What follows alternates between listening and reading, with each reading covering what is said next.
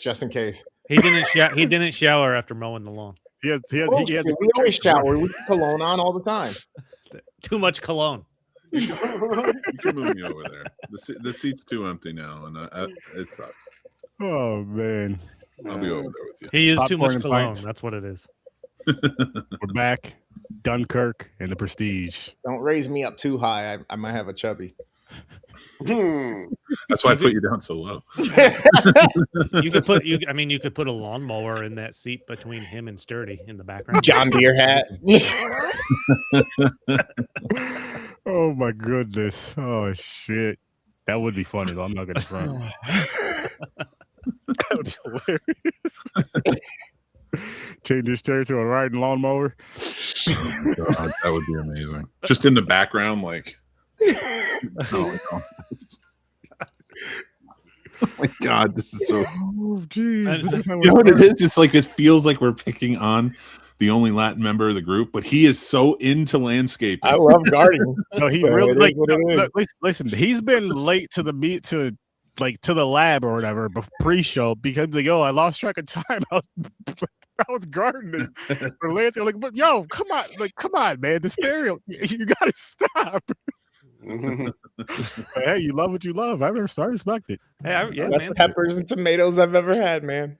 Hey, man. Hey, what's the key to growing peppers? Because I want to do that in my garden this year. They're pain in the ass. Just get a good organic soil, let it rip, man, and just watch the watering, how much you give it. Get something that now they sell like self-watering pots where you can basically fill the side of the pot and it'll fill up to a certain level. So just grow them in like something small at first. And once they get a nice root establishment, throw them in something bigger and then just get you one of those self-watering pots. They're like $10. Do they require like less water? I feel like that was something I they like dry, but they also absorb a lot of water. So they like hot environments. So if they're 80, 90 degrees outside, they're completely happy and fine. You'll see their leaves up and everything, but just keep the water saturated every couple of days. And especially super hot peppers. Chris, you'll never worry about those. I know that. Yeah, there's pruning techniques and shit to get them like through different growth stages so that it gives you a lot more production on the plant, on the actual flowering sites and stuff. But initially, just let the fucking thing do what it does first, get used to it, and then, you know what I mean, play around with the next one or something. Or chop it in half and then see what happens next. You know what I mean? Okay. Ladies and gentlemen, that was gardening talk with Chris.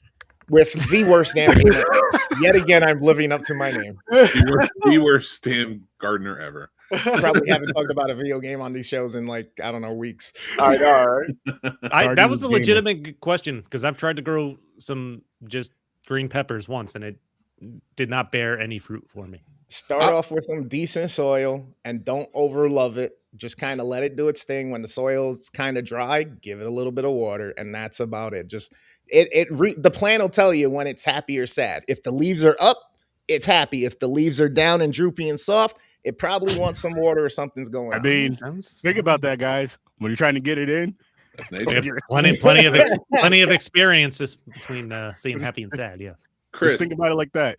You should seriously think about like doing like a TikTok or something like that where you give this gardening advice, because there's a lot of people who need that right now and they don't know where to start. Yeah, I would say doing a video of like, okay, this is day 1, this is day blah blah blah blah, all the way up until it's time to. I would just say be free with it, like just for at first until you figure out like what projects you want to plan around. But you could be like, hey guys, I'm gonna dig this up and I'm gonna show you how to do this today.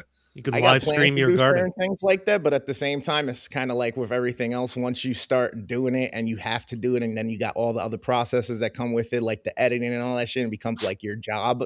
You start to lose some of that love for, you know what I mean? So there are certain things that I will eventually, especially as legislations continue to progress. I do want to get back to. I had a channel that had 1,000 views in a week, and it could have been monetized, but it was in a space that they will not monetize. Let's just leave it at that. And that's what it was all about. Sexual alleviation. Yes. An OnlyFans where you just live stream your garden. That's pretty much naked gardening. It's a thing. Oh man, I'm not subscribing to that one, gamer. What's the weirdest naked thing you can do? Not sexual. I'm talking about like everyday things like you could do I feel would well. just be There, weird. I feel like there's been multiple articles about a naked Florida man just out there mowing his lawn. I mean, Florida. Nothing's weird in Florida. Yeah. Does he eat a bowl of cereal on a couch count? No, I feel like you have to leave your couch in your living room. Cooking naked, maybe, because I don't know if there's hot grease or something popping. No, I feel like this requires you to be outside in the world. Nah, I never go outside naked. I've never worked on my car naked, that's for sure. That would be wild and dangerous. Just sitting there, I am one with the grease. He doesn't even put like a grease catcher. He just fucking Hey, go over there, this motherfucker's welded butt ass. Yo, just come to the garage, man. Fuck, go over there. Like, what the fuck, man? Oh, I forgot. I say we try podcast naked. No, sorry. That'd be weird. Holy shit. There was a big ass grease fire in one of these movies in the ocean. Could you imagine starting a grease fire naked and then you got to run out of the house? Help me, Tom Cruise! Help me out! On the fire department. Oh my gosh, that would be embarrassing. Have one of them dudes carry you out your butt ass naked. I'm watching that new Game of Thrones show, the Night of the Seven Kingdoms. It's very good so far. It's getting better with each episode. They're finally building towards some action. Well, then you know where I'm going with this, because the guy Sir Duncan Natal in it, who was a squire for another knight. That knight's dick was huge. 10-inch prosthetic. They used a 10-inch prosthetic that works in some weird, like he pissed out of it at some point. It's weird. So now imagine doing that. Imagine having that and a grease fire hits. What do you do? Nothing to be ashamed about there. Nothing to be ashamed about. Would you run outside naked then? Yeah. I mean, with this weather, it's gonna shrivel up either way. So. Yeah, but if that thing shrivels up, it's like down to like 7 inches. Oh shit! Yeah. You're still in great shape. What? Yeah, the grease burn. Does that make it less likely to get burned? No, I'm just saying, would you run outside with it? It's like a scarf flapping behind you as you run. Chris has that 10-inch dick just flapping while he's cooking, and the grease fire starts, and he's like, "My time to shine," and runs out the front door. He purposely started the fire just to do this. I mean, we all know who's the one who has the 10-inch dick here. Come to find out, the bacon grease just popped. No fire even started. Oh shit! James, he's a grower, not a shower. Mm-hmm. I sit there spinning like a helicopter to try to blow the fire out. I mean, there's a reason. With that dick, you could. Yeah, there's a reason I call it the Prestige. Yes. No, we're not starting in that one. That's an ender. Sorry, what? Dunkirk. Yes, let's dive into Dunkirk. See what I did there? Dive in. You get it? It seems like a worse penis name, but sure. Not really. No, it is not a wasted joke. I'm going to set you up later. James, what is did you do a Kirk? What is your rating for Dunkirk? It's not my type of. I don't like war movies really. But it's shot well, and I know it's a good movie. So I'm gonna give it a 6.5. Stories? I'm with James on it that like war movies aren't my thing. Like I get bored with them after a while. Although this one, and I've got some fun trivia to go along with this. It was good. Obviously, Christopher Nolan, he did an awesome job. Reading more about it, like they had a number of like vets there that lived it, that thought it was accurate and everything like that. It's filmed cool. I'm going with a 7. Nice. Excuse me, gamer. Yeah, I'm right there with Chris. Actually, I was torn between 7 and 8. I'm gonna go a 7.5 right now. 7.5. Nick. 9. I gave this a 6. I'm with James on this. Like I'm not a big fan of war movies. It was a good movie. Cinematography was beautiful, all that good stuff. But these just aren't my cup of tea. Like for this type of content, I'd rather watch a documentary. I feel like I'm way more entertained with a documentary than I am with a war movie. but not a bad movie. Not a bad movie at all. Actually, raise mine up to an 8. Raise mine up to an 8. I for me, like being at a 9, like this isn't the perfect movie. Like I wish there was more story to it and it focused maybe on more character relationships, and build some chemistry out. But as a film, it's still very intriguing. The performances are leading you along the whole time, and like it feels seamless in a lot of ways, going between air, sea, and land. And from the beginning where it starts until the end, like I found it pretty thrilling. Like it goes through really well. It's timed perfectly. It's a lot of this is practical effects, which as I was reading up on it, I was astounded. Like they used real error boats and planes. Yep. Some of those were from the actual 40s, like some of the civilian stuff. Oh, really? I didn't know that. Yeah. Nice. Yeah, I was just reading that. If you have more, please tell me, because I thought this was really the Spitfire plane that Tom Hardy lands at the end, that was real. That was a real plane that they landed on the beach, that they then had to hurry and get off the beach because the tide was coming in. Yeah, and I mean, but that shot too, like I'm glad you told me that, because that is so cool how it landed too, to know that it was practical. They did this on the beach. Like there's no set here, like man-made set. They're on the Dunkirk beach. Let me tell you that when that plane is on fire, and of course it wasn't the actual plane as you're telling me, but I'm assuming, but that plane on fire and him like going to get captured at the end, great ending, because he is sort of like the lone, I'd say the lone star in this, and when it comes to air, I mean, I'm sorry, I should have discerned that, but so when it ends like this, you get a happy ending for a lot of them, and you're like the train ride with the guys and stuff, like you really do feel this was a heart-wrenching part where he gets captured and the boy dying. Yeah, Harry Keogh's character, I can't remember his name at the moment. George, I think. Something, I think so. Yeah, George. Those are the characters that really, and Mark Rylance as the captain of the boat with Cillian Murphy, and them going back and forth was brilliant. Mr. Dawson.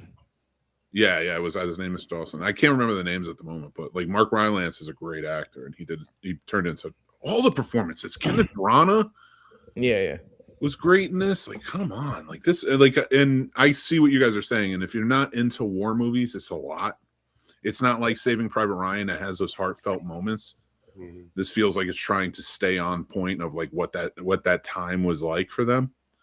But I really got to give it a lot of credit for how seamless it is, because they're all different time periods, and you can go back and forth without really it hurting, your take on the movie. I think that's one. Oh, sorry. Go ahead, Chris. I'm sorry. No, go ahead. Sorry. I was gonna say, I think that was a big disconnect for me, like what you were saying earlier about like not more story and like kind of more of a connection with them. And that kind of takes me away with these type of films. I'm not saying all of them are like that, but a lot of them that I've seen are kind of like that. And that kind of takes me away from them, kind of takes the interest out for me. But it's still, again, it was a good movie. It was a good movie, but just not my style. And I definitely get that. Like for me, like when my rating system, it really is that I wish I had more of that interconnection with the soldiers we're seeing. Like maybe a little more personal, a little more chemistry between them or something, a brotherhood type of bonds that we usually get in American war movies a lot. But I did, like, for that not being there, there's not much else in this movie that's missing. Like, it's a damn near perfect movie. It is minimal dialogue in this movie. It is more focused on the events. It was funny. One of the trivia things I read, like they invited, like I said, like 90 or something or so survivors when this came out that saw this movie, said it was accurate, but the soundtrack was louder than the actual fucking bombing. The soundtrack was loud, yeah. Like the soundtrack is nonstop in this. But relationship wise to that point, Mick, the airline pilots are the closest relationship in this movie to me. Like I get more between them than I do any of the soldiers. First off, this is a first time watch for me. And I remember Harry Styles being the big promotion point of this movie. And he's not a big character in this movie. No, he doesn't come in until like 45 minutes in. He has just a handful of lines. But I don't he's think like, that was meant for Christopher Nolan. I don't mean to cut you off. I apologize, but I don't think that was meant by Christopher Nolan. I think that was because of the stardom in 2017. Yeah. Yep. It was the studio that pushed. No, that. I agree, and I think that it was a poor choice to do it that way, to Agreed. put him as top billing, because his name is like fucking first on the poster. Yeah, and over Kenneth Branagh, or like a handful of other Mark Rylance, like Barry Keoghan, even. Like, I mean, maybe at that time he was the pop culture favorite.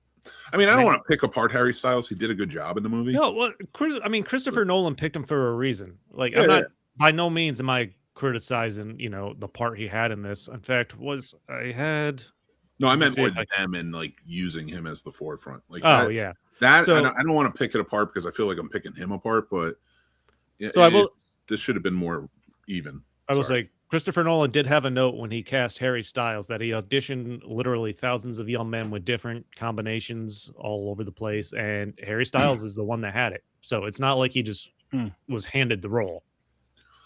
I'll be honest with you. I don't know Harry Styles outside of like the movies I've seen him in. Like I know he was in a band, the One Direction. I think my niece is like that, and so like I remember from that. But like I don't know any of their music. I couldn't name it, but this I liked him in. Was it the one with Florence Pugh where he plays her? Oh, that was good. That was Olivia Wilde movie. What was? Yeah, like I don't care about all the back behind the scenes stuff that went on. He was good in that movie. He's a solid actor. Yeah, and this is my second time. I don't think I knew him back in 2017, so I didn't really.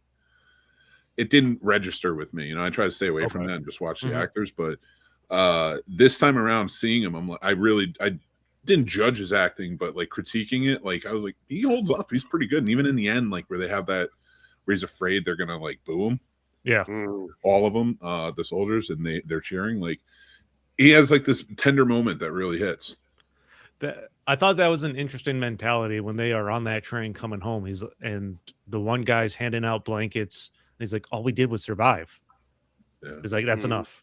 And then they're worried about the reaction they're going to get because he thinks they gave up and just ran, essentially. But they're welcome home to cheer. So I thought that was an interesting way to portray that to me. Yeah,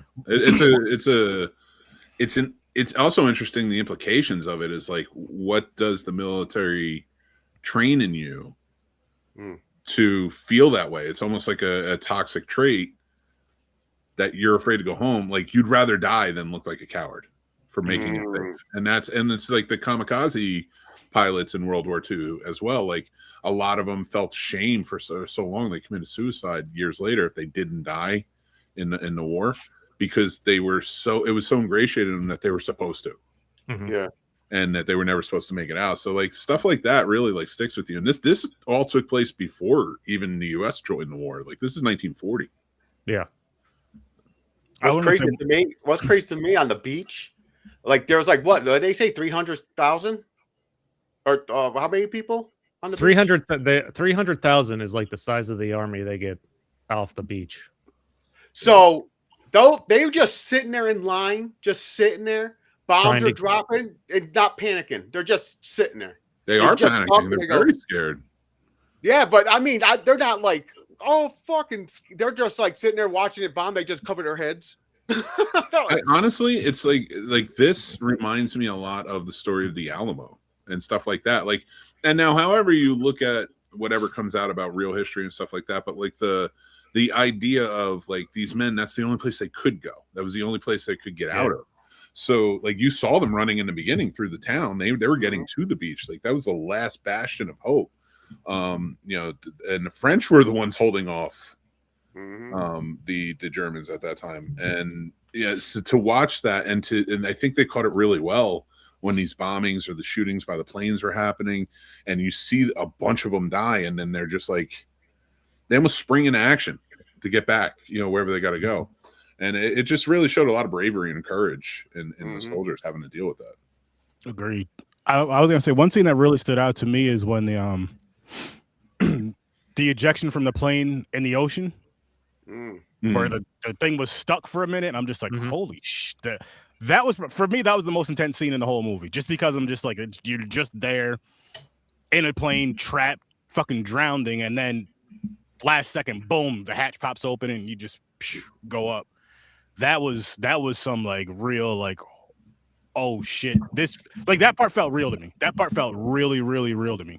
Drowning is like one of my biggest fears, so I was starting to get a little antsy just fucking watching that. Yeah, what's going to happen here? Because he and I don't know how they filmed that. Whether it might have been in a pool. Knowing Chris Nolan, it probably was in the ocean, but like they really captured him drowning so well. Like that was insanity. Like, and it just this is more just me like adding to it because like it was such a great scene, and then to have him pulled out, his face when he gets pulled out into like this like it's almost miraculous. He sees a miracle as he comes out of that water because it's like, what? Why are there boats here? What is happening? I didn't even see you from the air. I don't know. Like again, every little detail, every little nuance he put into it really mattered. Every character meant something. There was no wasted scenes. No, Chris. I'm gonna put my score up to a 7 really quick. I thought that pilot was the enemy at one point. No, he was Tom Hardy's character's like co-pilot, his wingman. Not co-pilot, wingman. Christopher Did they Nolan even doesn't show him before? Because I didn't even realize it was Tom Hardy in that plane until he took his mask off when he got off. That's in the plane. That's it. Okay, that is exactly what I was going to say. That is exactly what I was going to say because I knew he was in this movie because his name's on the poster. It's on the fucking screen print. I'm like, and I'm getting towards the end. I'm like, did I see Tom Hardy? Was he one of the soldiers? He does not show his face until the very end when he gets out of that plane and takes off.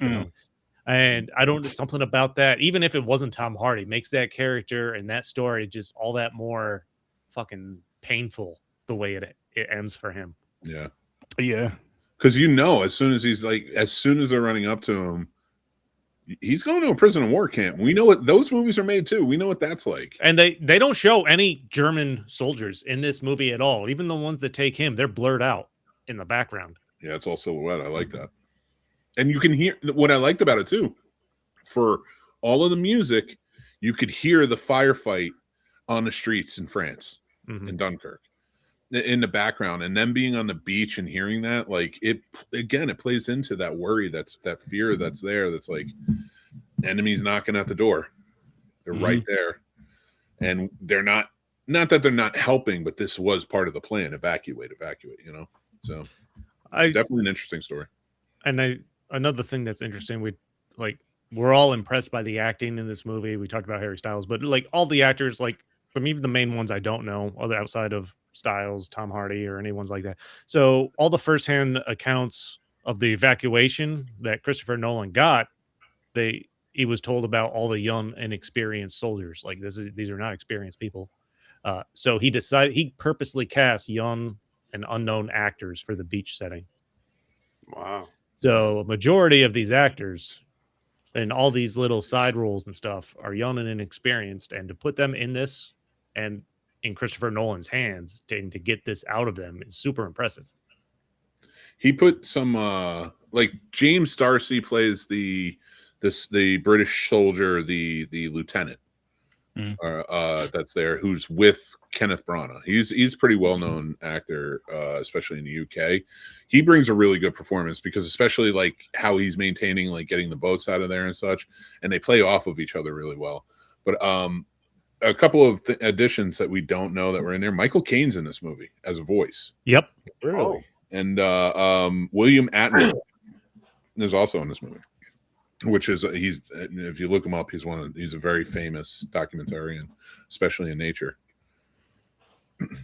Wow. Oh, I believe he served in World War II. If I'm correct, I believe you're right. I mentioned the Tom Hardy landing the Spitfire plane on the beach scene. Of course, that is the first time since 1940 a plane ever landed on that beach. Wow. Oh, wow. Oh, cool. I didn't know that. Like they did it for the movie, and that's the only time since actual fucking Dunkirk. Wow. Wild.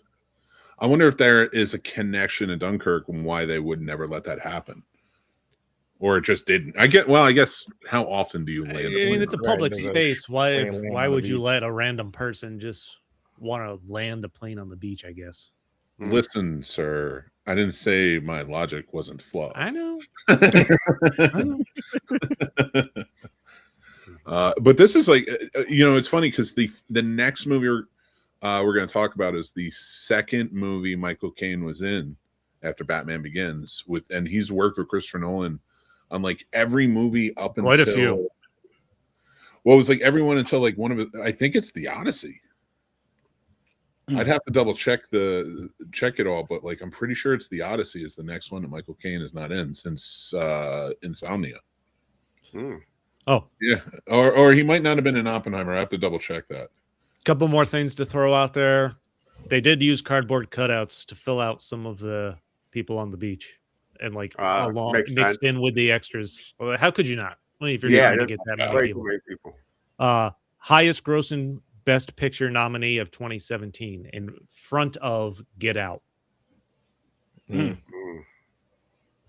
I want to say I read this, but I don't think I jotted it down. I think this was like one of the, if not the only Best Picture nominee to not have someone nominated for acting specifically. Yeah, because there's no dialogue. Yeah, but still. Wow. That's interesting. That's pretty cool. That's pretty cool. Yeah, it definitely keeps your attention. It's beautifully done, as Mick said. Visual effects are on point. You get some cool Michael Bay-esque explosions or whatnot. There's big set pieces with the boats, and it had its tension moments for sure. For me, for some of those same reasons, that his choices of elongating certain scenes or stretching out just some of those still camera shots or whatnot. I was just like, some spots I was like, let's go. That's the only reason why. But other than that, like everything else to me, it was like, even my lady, she was about to head out to the store, and she happened to catch like the first 10 minutes of it. And next thing you know, she's there at the halfway mark. She's like, should I go now? Like, how much longer is this thing? Because now I'm stuck. Well, it is, like Mick mentioned it earlier, it's seamless every time they go between land, sea, and air, and the characters they have in there, and it's nonstop once it starts. Like they start walking through at the very beginning, and then as soon as they come under fire, it is nonstop from there until they get to the beach, until the end of the movie. So there's something continuously to like hold your attention. I mentioned my fear of drowning. When that boat gets torpedoed after they get on it and they think they're safe, they're eating their toast, and then it starts filling up with water. I'm like, holy fuck. Oh like, my God, that dude. guy, see, his survival instinct just always tells him, don't be in this place, go somewhere else, be somewhere else. And he's always in the right spot. Dude. Oh my God. When that boat, and they're like, what about the dead? We can't get them all off. And it's like, oh no, we're here. Like, this is wild. That boat, like right at the pier too, the mole. Oh, and just watching every time the planes kept coming by and they were on the mole, like sitting, like, is that the part where the oil too, they caught on fire? No, that was later. That was later. He was talking about when they were like when he was under the dock, when they were drowning. It made me laugh. I throughout the laughed at movie that like part that. though. They were like, plug the hole. Kudos to that dude fucking on the outside who went down the stairs and just diverted on that boat. Just as that shit was happening, opened that fucking door as that boat was turning, let in some light, and those dudes noticed. You know what I mean? That's a baller ass move. Still trying to help out, still trying to survive. Like, I know, right? That should be one of our franchises at some point. We pick out a bunch of war movies where we want to learn something about that aspect. Like we watch U-571 because we want to know about U-boats, stuff like that. The land, sea, and air thing I did like too, because it's like you're telling 3 different stories in the same war. Like this is my part of the story, this is your part of the story, and this is your part of the story. But at the end, we're all fighting for the same thing. We're all in the same story overall, but it's like 3 different parts, 3 different ways of it being told. What I thought was a very unique take and a unique way of doing it. But it's still just, I don't know. There was just something that didn't get me there connecting, because like I said, I can tell it's a good movie by watching it, but it's still just like that that little disconnect. And I feel maybe if there's more of a story to it, or like you were saying, Mick, earlier, just like say if they pick maybe one land, one sea, one air character that you can kind of connect with and have some kind of connections with, I may have liked it a little bit more. I think they tried to do it, but they only accomplished it with Tom Hardy and the air people, because obviously they're focused on the land guy getting on the boat. Like they literally try to carry a dead person onto a boat so they can escape and just to get out of there. And I like the idea of that being the story for they're trying to get out, but they get back to the beach. Now they got to hook up with this other group to try to get out, but there's still no real dialogue or human connection. Yeah. So maybe the lack of dialogue was a little bit of an issue with, I think, in trying to establish me caring about those characters. Yeah, I can see that. And I think that's what's weak for me too. Like I said, even like at the end when I can't even remember the main kid's name, and Harry Styles' character on the train talking, it's like they're talking like old buddies, and I get it. They're bonded for life with everybody there because of that U-boat situation and just everything that they've been through. But it felt a little forced. It felt like it didn't feel like they were like bonded, you know what I mean? Like really together. Yeah. Another part that not really stood outside, but I kind of chuckled at, I should say a part, not another part, is when they're on the land and it was the Army guy and the Navy. I don't know what their ranks were, but when he goes up to the dude and he was like, yeah, he's like, the tide's in 6 hours. He was like, no, the tide's in 3 hours. That's why I'm Navy and you're Army. Just kind of threw a little jab at him real quick. That was a good one. I like that kind of stuff. I like that kind of stuff right there. I think if you're gonna, this is like up until the Odyssey comes out, this is really the only historical type movie Christopher Nolan's been a part of. And I think this is historical accuracy. This is probably as close you can get as to a film made for entertainment versus a documentary, because he did his research. Like he brought in veterans, people that live this, got kind of their stamp of approval. So I like, all in all, this is a solid entertainment, historical type learning movie. I really I stick with my 7, but yeah, this is really good. The script for this was 76 pages, and he wrote it quickly because he and his wife took a trip on the English Channel to Dunkirk to kind of like.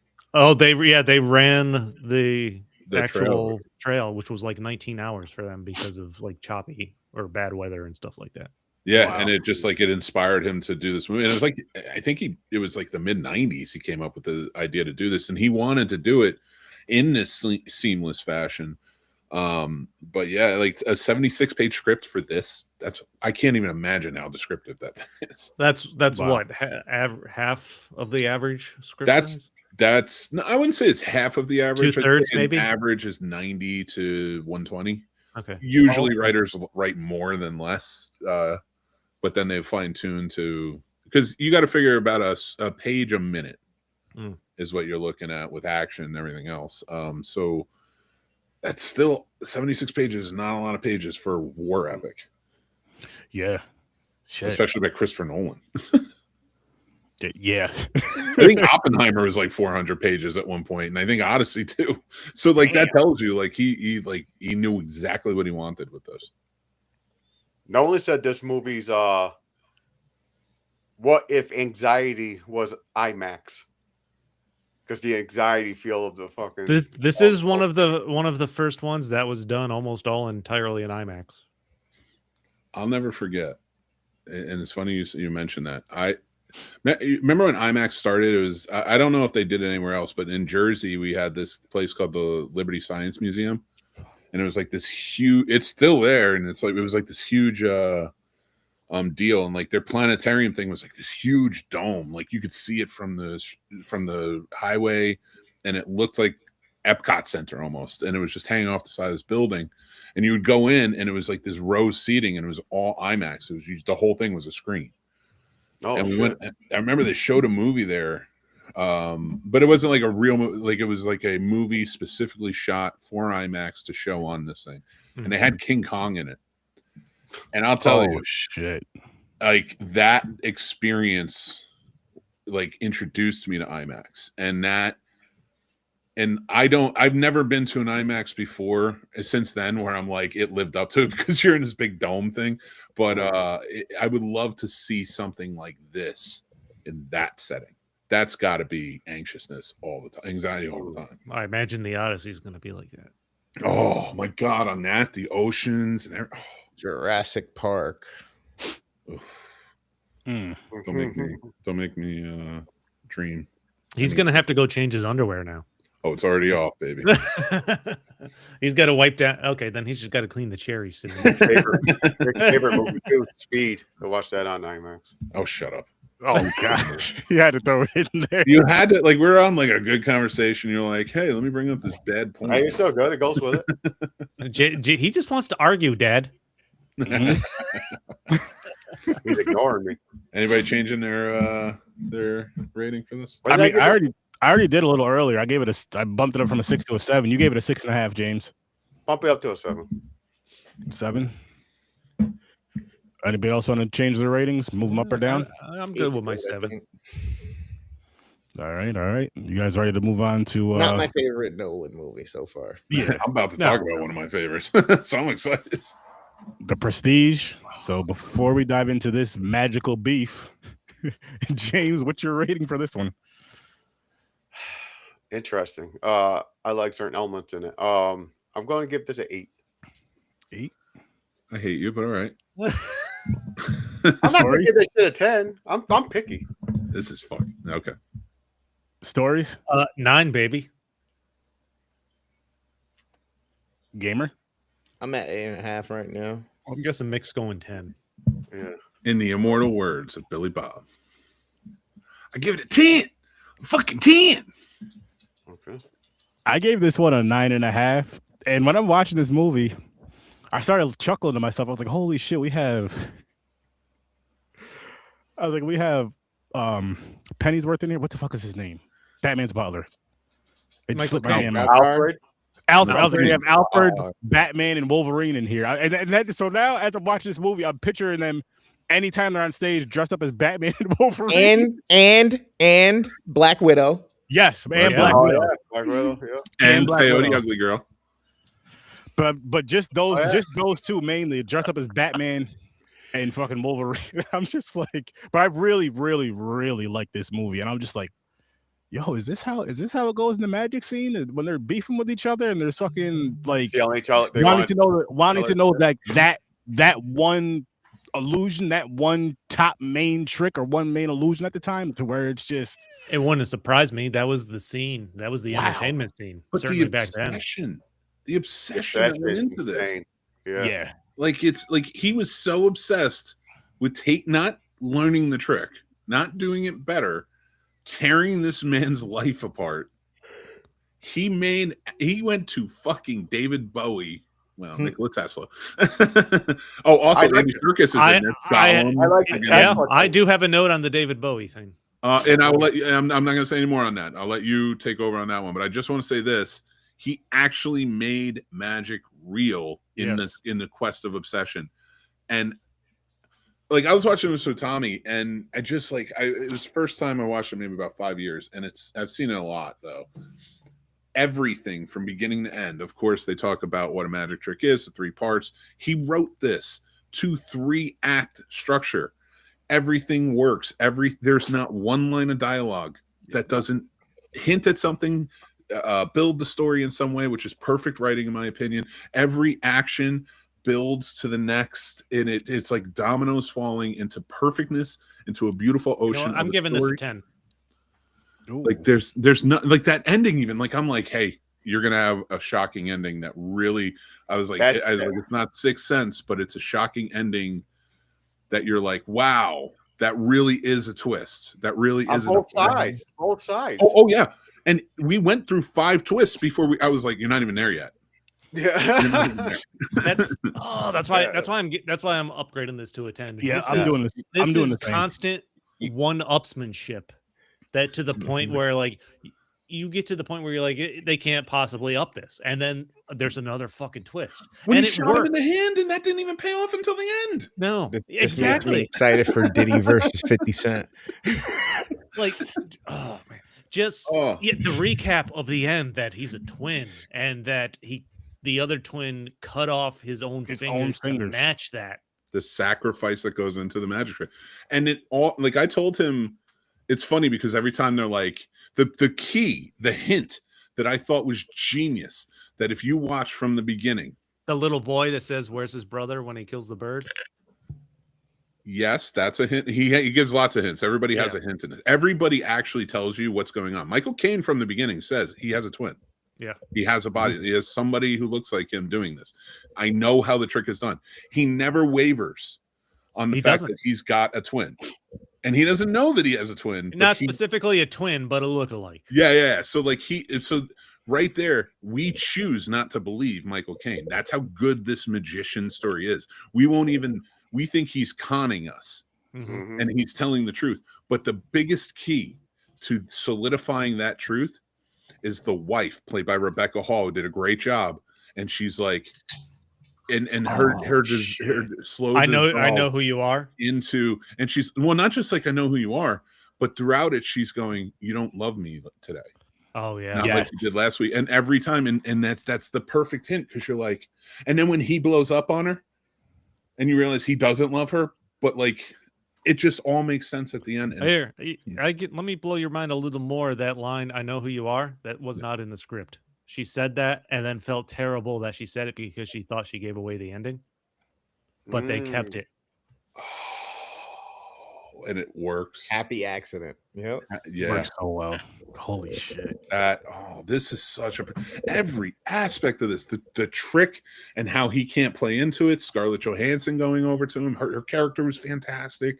There's not like, to me, this is a perfect masterpiece film. It's just like, there's a difference between watching two rivals go at it in a movie trying to one up each other and it not making sense. This one, it's a story that legitimately makes sense, these two going after each other, which starts with the death of Hugh Jackman's wife. Yep. And which knot did you tie? Yeah, which knot did you tie? I don't know. But they showed the scene where there's some kind of communication between him and the wife, and he causes him to like change the knot he's tying. Yep. And you know, it's funny you're saying that too. Like, and we were talking about clues. I wish I did like a clue counter, because even every time you talk about it, and there's always a clue in this. When he's what do you call it? I just lost my train of thought. But like, there's a beautiful clue to that he has a twin when they go see the other. They have to figure out the other magician's secret.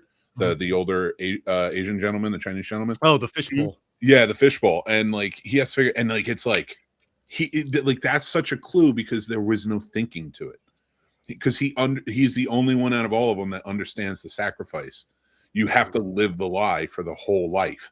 So this dude walks like that the whole time with the fishbowl for the fishbowl. And like, just these little clues, like, it hits you right in the face every time you see it. And that's why I don't like ruining this for people if they've never seen it before, but it's still effective, in my opinion. They said this is a movie you have to watch multiple times because you're missing a lot of clues and everything. I could absolutely see that. I could definitely see that. I think one of my favorite things is they're both reading. Hugh Jackman is reading Christian Bale's diary, which you find out later in the film he purposely set up for Scarlett Johansson to bring back to him. And then Bale is reading Jackman's thoughts on the diary as he's going through his shit while he's in prison. And then you find out they were both fucking intentional. I'm like, this is fuck, man, this is insane. And how about even then, before we get to the true twist of this whole thing, the actual the magic trick is him showing up at the end with the daughter in the prison. Yep. That is the magic trick. That's your prestige. Lord Caldwell. Yep. And they still up it. They still take you down and tell you and do the reveal and give you a bigger one. Like, I just love this movie. And it's so well acted. And the fact that Michael Caine, who has been helping Hugh Jackman throughout the majority of the movie, is now helps Christian Bale out at the end. Get his daughter back, yeah. But even like him realizing the whole time he was wrong. Yeah. Mm-hmm. You know, he was helping him. He cared about the guy, but at the same time, it's like this dude's obsession. Like you were helping obsession where you could have been helping the other magician. He's a character that literally is not lying throughout this movie. He's telling everybody what he thinks. He's doing what he thinks. Which is here's the irony of that too. He's the ingenue, right? His whole thing is deception. His whole thing is building the contraptions that help deceive. Yep. And he is the one that doesn't lie throughout the entire thing. But the other ingenue is the biggest liar of the whole thing. Because he's the brother. Was it Fallon? Oh, yeah. Fallon. Yeah. Shit. Yeah. My brain, for some reason, mixes this movie up, The Illusionist, and like fucking The Greatest Showman all in my head because of all these characters. Yeah, that's fair. Well, The Illusionist came out the same time as this. Oh, really? Yeah, they were big competitors at the time. I probably saw them like within the same time of each other, then, and that's probably why in my brain they're the same fucking movie until I watch it again today. I was like, this didn't. What the fuck happened? What? Like my brain was expecting certain points from The Illusionist, and like I was like, but wait, wasn't that Ed Norton? Fuck, Mandela effect. There's just so much shit. There's just so much that happens in this movie. You get to the point where Bale's wife gets sick of, like, she knows who he is, doesn't specifically say it's two different people, but ends up hating herself because she doesn't want to live like that anymore. Crazy.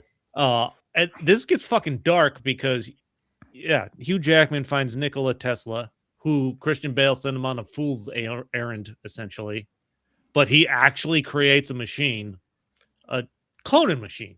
A cloning. Yeah. machine. And he's literally killing himself That was awesome. 100 times.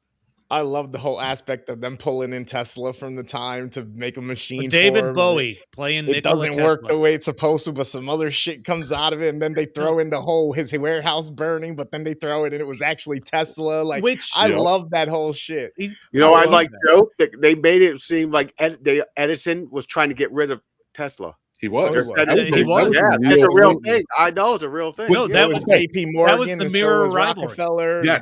I thank you, Chris. Thank you for saying that. Because I was going to say that myself. Like, that was the mirror rival because that was a real rivalry. One was selling he was this magician who can make things, and the other guy was saying like, no, I can do it better, and this is how it's done. You know, it's and Edison being the complete cad and faker baker that he was, trying not to curse. He did send men to tear apart Nikola Tesla's life, and he died penniless. You know, and all he wanted to do is he really was like an inventor who wanted to improve things. He wanted he wanted to give free energy sources that didn't cost towns that much. Like there weren't gas. Yeah, the story goes that the industrialists like JP Morgan and Rockefeller, they owned the railroads and the electric companies. And when he said, hey, I might be able to provide free electricity right through the air, they said, how do we put a meter on that? Yep. And so often. And that was the obsession. Like they were both obsessed types, but especially Thomas Edison obsessed with ending Nikola Tesla. So it really does mirror. So I'm glad you said that. Like that, it was a beautiful way to add to it. Yeah, that was reinforce it. Yeah, that's more of a deep dive, but it just filled out the story that much more.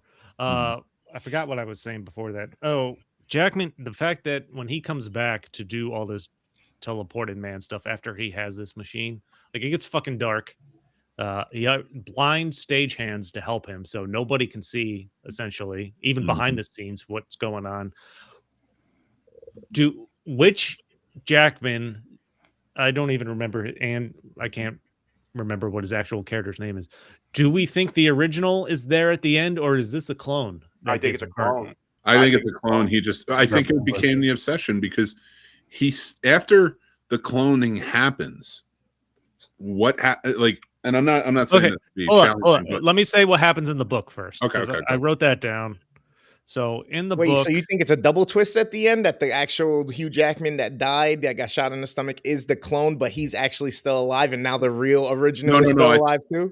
I think like you don't know from the first clone, whether he shot the real one or not, and that's why he says like I don't know, but I'm gonna let Chris because he knows the book. So the movie, I haven't read the book. I just have what it says in the book. the movie, it showed him walking into the machine the first time.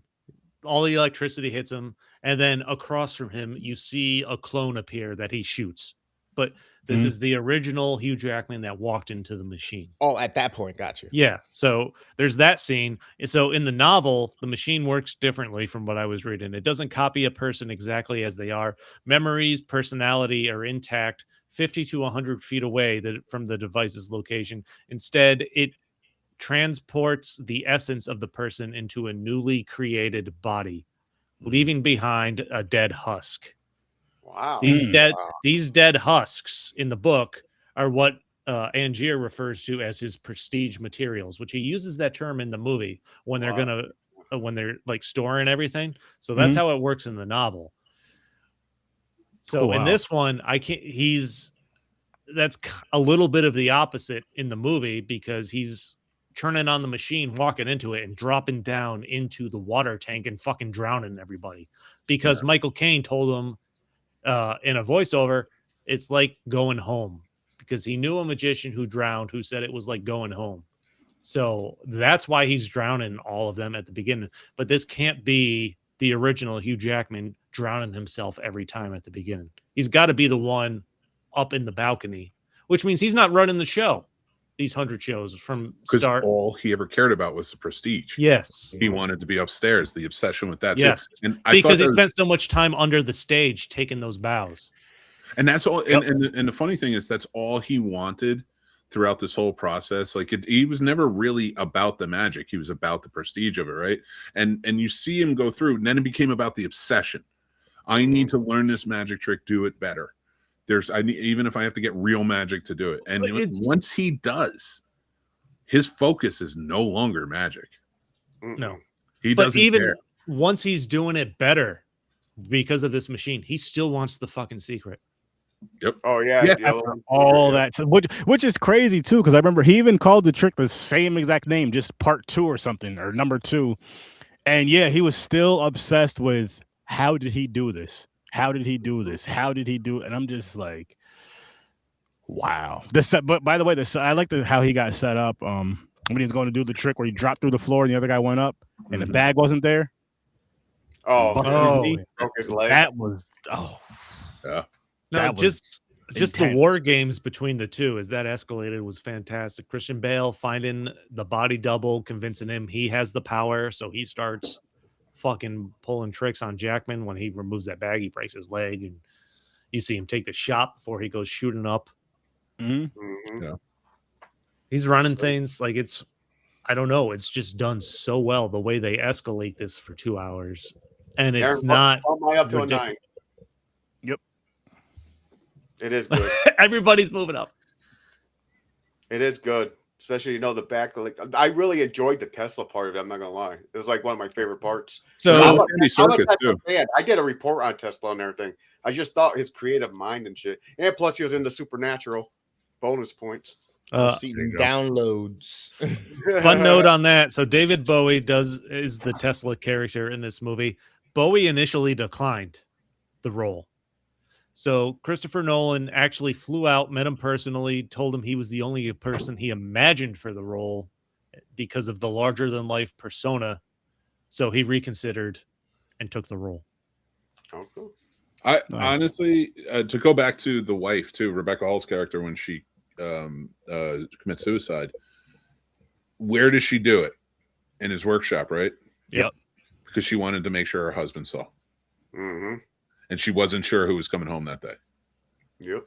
Just those little nuances. Like, I don't know how I want to read the book because I want to know if they're in there. But like I have to believe that because of how much Nolan we've seen and that he builds on these things, a lot of this stuff had to be added by him. Okay, let me throw this one out. Sam Mendes is the one that wanted to make this movie. I like Sam Mendes. I like this James Bond movies, especially, but I don't think he could have pulled this off. He was going to do this. So Sam Mendes wanted to do this movie after American Beauty, which was 99. That had just gotten a whole bunch of nominations for Academy Awards. Nolan was new around then. Sent his film Following, which I've never seen, back in 98. Yeah. And that convinced Priest, the author, to go with Nolan instead of Sam Mendes. Wow. I mean, just even thinking about Memento, Insomnia, and Dunkirk, the 3 that we've watched so far. Could you imagine another director taking this on, like in the last 25 years? And it being a 10. No, but he also wanted Jude Law and Guy Pearce were his original choices for Hugh Jackman and Christian Bale in this. And Guy Pearce, I think, was rejected by the studio because he said he thought he fucked up in Memento. Oh, really? Like, yeah, like Guy Pearce wasn't super thrilled with his performance in Memento, apparently. Well, cost you this one, Guy. Oh man, this was such a good movie. This is something I may have to go back and watch again, just because of all the twists and turns that, as a first time watch, you may pick up on later on, but you miss it. But now, like, being able to go back and watch it and see it, like, oh shit, this is where boom, this is, oh my gosh, because all the way up to the very freaking end, all the way up to the end, like when Alfred's about to get hung, and he's like, what are your last words? He said, abracadabra. Yep. And I was like, oh shit. Yep. This is what's the brilliance of this movie is that you watch it all the way through for all the twists the first time, and then you watch it the second time, knowing that twist and seeing all the hints and how well it was acted and put into the story to foreshadow that. I mean, going back to when he did the gun trick where he shot his fingers off, and then where you see the twins and he cuts his fingers off, and Sarah is like, it's weird that this is still bleeding, or this is bleeding. I forgot what she says. Another hint that you don't get. But at that point, I wasn't even thinking about a twin. I wasn't even because again, when Cutter was talking about how there's 2 people doing, helping him with the trick and all that, like you were saying, like, you didn't really think about it like that. You didn't really believe him like that because you're just so stuck. You're really hung up on Robert and Alfred, like what's going on between these 2, the magic between these 2, as far as like the tricks they're trying to do and everything else in between. I'll speak for myself, I kind of ignored because I'm just I was like so infatuated and like so locked into like, holy shit, what is gonna happen next when each time, what's gonna happen next? What's gonna happen next? What's gonna happen next? Shit, when he was on when Robert was on stage trying to do that trick with the bird, we had the thing on his back, and Alfred comes up there and puts his hands on the thing where he's like, anybody from the crowd, and he's one of the people that does it. He's just in shock and just fucks up, just loses focus, fucks up, and the bird dies. The lady gets her fingers broken, and then, I mean, I'm just like, wow. Where he hijacks his magic show because he removed. Yeah, and to advertise his show across the street. Yo, he's like, well, I'm right across the street. Come see some real shit, pretty much. I'm like, yo. Even the so like just thinking about it now too. We were talking about Michael Caine's character who doesn't lie through the film. Actually, he does lie once, but he's forced to unknowingly, and that is when he accuses Bale's character of killing him because he doesn't return. And then he's the witness, because in reality he was trying to break the glass. Who if they tried to kill him is trying to break the glass. And so he goes and he says, they've had a bit of rivalry, you assume, and stuff, and gets him put in jail. But that's what makes him come back and like help take him out, is because he made him lie. He made him a part of his bullshit. That, and I feel like when he was telling me, he's like, listen, he has a daughter. You're taking this shit way too far now. Well, I think that was the realization of the lie. It was like, you're doing this. He's gonna die, and you're still doing this. Like, what is that? And then that pushes him over the edge. It was like, you lied to me. You're supposed to be dead right now. Like that was such a crazy, because again, just like going to the prison, bringing his daughter, rubbing it right in his face, like, yo, listen, I won, basically. And come to find out you didn't. No. And then honestly, I feel like everybody lost, because it's like the one guy still, I mean, 2 of them still die, as far as Alfred and Robert. You don't know if it's Alfred that dies or if it's the twin that. It's Alfred that dies, right? The one that gets hung? It's her father. So he dies. She loses both of her parents. No. It's the brother. Okay. Well, then he brother, loses his brother. And The his one that loved Scarlett Johansson. Yes. Got it. Yeah. So, Yeah. I forgot what they said his brother's name was. Either way, Alan was his name when he was. That was like the Sky. Yeah. the Disguise character. Yeah, but no, he was the one that he dies in the prison because he's the one that first realizes, and then that's when he can go get his daughter in the end. And that was something. Maybe I'm wrong though. That could be weird. That was something I like too, though, with the Christian Bale thing is like how they showed like every night, like because they were like, "How are you doing?" They said every night I'm the main guy, and he's the one that comes out of the door. Or they switched up everything, even with the fucking his best friend or whatever that was always around him every single time, every single day. Damn it! I was like, that right there is just.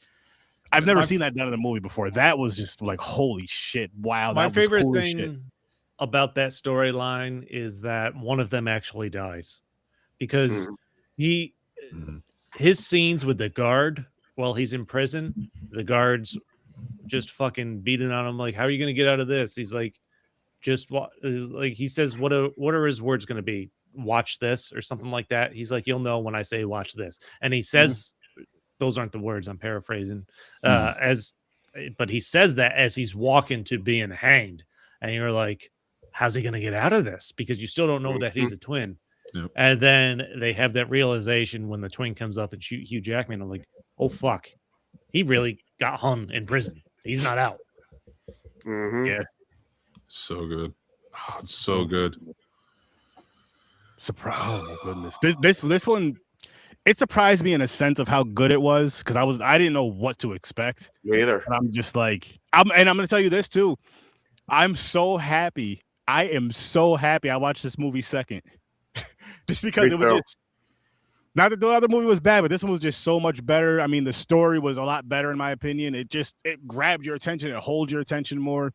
And then again, with every single twist and turn to where you're just like, what in the actual fuck? So I did purposely put these two together, not because clearly they're not the next ones, and we're doing some out of order because of the Batman movies and such. But last month I put together Memento and Insomnia, which are back to back. But the reason I did those is because they struck me as sort of jaded mysteries with like leads that are corrupted in some way. And for this one, I did it because of the three structure. Knowing that you're going with like Dunkirk, which is dealing with in a big way 3, and then the Prestige being about magic trick and the 3 pivotal points of a magic trick. You know, was it the Pledge, the Turn, and the Prestige. So so that was why I chose those. I forget what next month is. We have but Nolan, I'm trying. So I stuck Following, which is his first movie, with the Odyssey, which will be his last movie. So, well, his most recent. Yeah. But damn, what a freaking movie! If you're gonna watch this movie, watch it twice. That is, my recommendation. Yeah, like I definitely want to watch this one again. I definitely want to watch this. I don't know when I'm going to. I'm not gonna lie and say I'm gonna do it soon. Because I do that to you guys a lot, and I don't end up doing it. But I do want to watch this one again. Yep. I do really want to watch this one again because this was definitely one of those movies where it's like it's worth watching. I'd say 2, maybe even 3 times. Because a third time you might pick up something else. And I didn't know there was a book of it, so now I want to check out the book. Mm-hmm. It's usually always a book of everything. That's where they get the ideas from. Yeah, I guess. I mean. Either way, this was a phenomenal movie in my opinion. And it was honestly, this week was a good movie week between these 2 films and for over on Horror Search 30 with The Long Walk, which again, Chris, I cannot fucking wait to hear your thoughts on that film. And we have this conversation about that movie again later on this year because that movie there, oh man, I can't wait. Yeah. I kind of want to be on a treadmill while I watch that because I saw they were doing screens. Wow. Okay. Listen, I gotta say this. There's 2 things I want to say about this. 2 things I want to say about this. First, which shout out to the homie Giovanni Gamer. You know him. Actually, James, you know him too. Yeah. He hit me up after the pod and was like, yo, he was like, when I watched this movie, I don't know if he said he was on a treadmill or walking in place for the whole time in the hours too. He said the movie was 2 hours and 40 minutes. The movie's 2 hours and 40 minutes. He's like, I was so fucking exhausted after. And so I told Mick I kind of want to do that challenge. I told Mick this, right? And he was like, we should try to do a gentleman's agreement and just see how long you could walk in place watching this movie and just be honest about it and just put your time down and we'll talk about it. Like we won't tell each other until we're on the live. Well, we or if they didn't want to do that for the movie, we could walk in place on the episode. We talk about it because it's also with the Stand By Me. Sorry, Stand By Me. The two big walking movies. Stand By Me again. So like I thought one of those two would be funny, or if we all watched it together while we walked, and then whoever dies dies. Like whoever dies out first. It's down first. In my house, walking to the bathroom, I want to give up. Oh, James is gonna die. James is Jojo Rabbit. I'm done. I would be down to do it for the show if you guys want. If you guys really want to do it for the show, I mean, we could talk about it again in August. But I think it'll be a fun time. Well, we'll all be fine because we're gonna start the Batman test coming up because we're gonna have to go out and fight crime like Batman. It's true. While we watch the movies, I think we should be wearing my speedos. Watch them all. We're gonna learn it all. I think we should do the long walk first to get our endurance up before we got there and start fighting. No, we got to train as a ninja so that way we have the endurance for the long walk. Yeah, the long walk's a lot longer. We should have started when we watched Ninja Assassin of the Raid. Yeah, that's when we should have started our training. But oh man, I can't wait for that. This movie, definite 10. Definitely go out and watch it. This, like I say over on Horror Search 30, this movie here, The Prestige, is worth the late fees. It is worth the late fees. For those of you who running movies before back in the day, and there's that one or two movies that you kept a little bit longer than you should have for a couple more days. You got to pay those. This is worth it. Oh shit! I don't know any of those words, old man. Oh, bullshit, you don't. Well, I guess there's no wheel tonight, right? Because you already picked the movies for next week. No, because we're doing we have movies for the year, don't we? Yeah, new movies because we're doing the King movies at the last 2 weeks. So next week we are doing Rip and the Wrecking Crew. Nice. I was gonna watch the Wrecking Crew. You're gonna enjoy it. I'm probably gonna watch the Rip tonight. Nice. So that's another one that has a lot of twists and turns in it that I think you'll enjoy. Nice. Cool. So it'll be a fun week next week. You know, Mick won't be here with us. He'll be spending Valentine's Day with his wife, but he'll be thinking about us. We know it. I'll take my punishment stride. Oh, I'll be here. But I love my wife more than you, James. No, I love my wife. She only gave birth to him. She don't love me as much as I love her. She said for Valentine's Day, I want space.